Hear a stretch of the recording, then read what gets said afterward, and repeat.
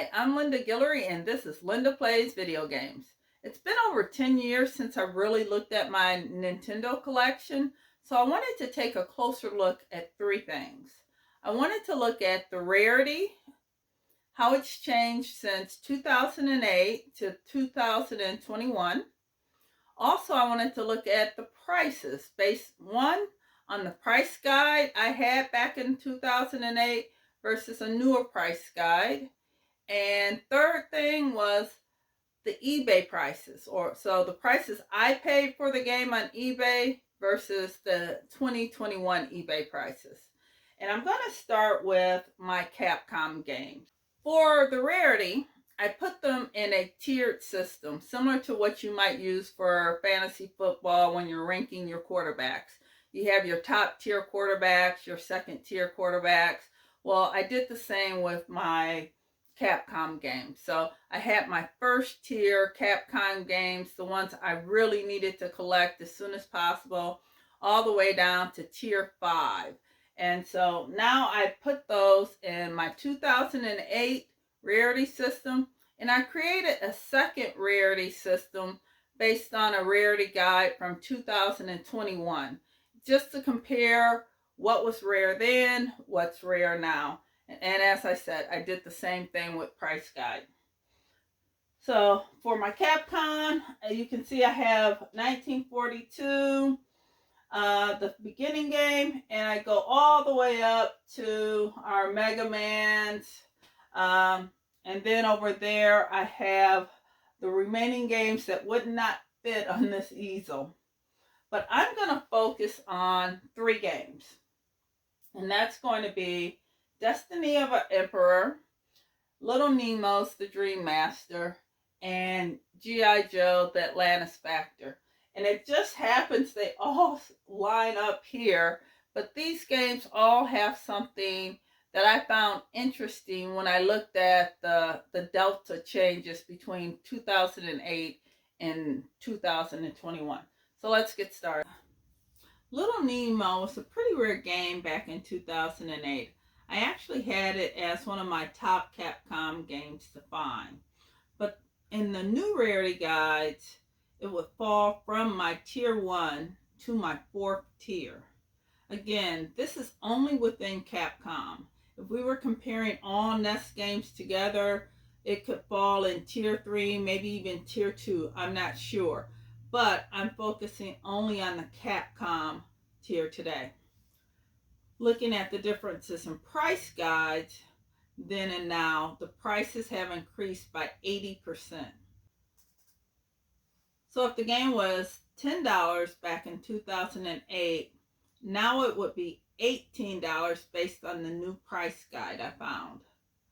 However, when I check eBay prices, the game prices have increased by 650%. That means that $10 game would cost $75 now based on the current eBay prices. And one thing I should also mention, I erred on the low side in all cases when comparing the condition. If the eBay game was in better quality than mine, I used a 10 to 20% reduction in the eBay price. If it was in worse condition than mine, I used the exact eBay price. I didn't increase it. I wanted to make sure I had like a worst case scenario. For Destiny of an Emperor, back in 2008, this would have fallen in my 3rd tier.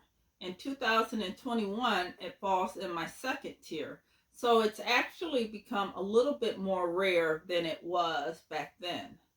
When I compare the price guides, it's increased by 1,407%. Holy moly.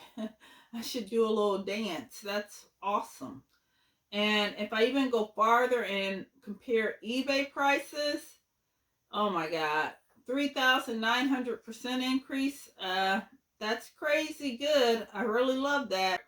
So this game has the largest change in price via the price guide estimates. G.I. Joe the Atlantis Factor. It wasn't that rare back in 2008. It was my tier 4.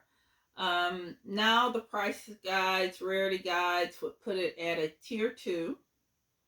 And price guides say the difference would be 447% increase. eBay prices, hold on, 19,900% increase. This game wasn't rare in 2008. It was kind of easy to find a sealed copy back then. In fact, what I'm showing you is a sealed copy. But for the new sealed copies, this price has increased. I even took off for the fact that my game, though it's sealed, there is a sticker on it. So the original sticker is on it. So I even lowered the price, but still, the price on eBay is ridiculously high. Um, Again, I'm looking at Destiny of Emperor, G.I. Joe the Atlantis Factor, and Little Nemo, the Dream Master. 2 of which were new in the box, and 1 is just complete in the box.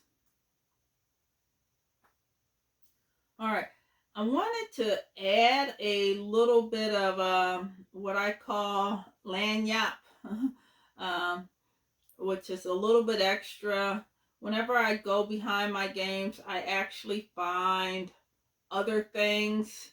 So I kind of threw those other things in and just throwing in a picture of some of the other things I found behind the games. If for no other reason, it's to kind of have a record for myself so I don't forget. One of the things I found interesting in this case was the California Raisins, The Great Escape. I had gotten that back then too. So that would have fallen into Capcom. It was an unreleased game, and someone came up and made copies of it, and it looks like I purchased a copy back then. The other thing I found was some developer kits. They're all missing their EPROMs, but honestly, I didn't even remember having these. I thought I sold these all years ago, but I found a little bag of them. Yeah, it looks like they're all Game Boy developer kit chips. Um, None for Nintendo so far. We'll see as I keep reviewing my games what I find behind the games on the bookshelf.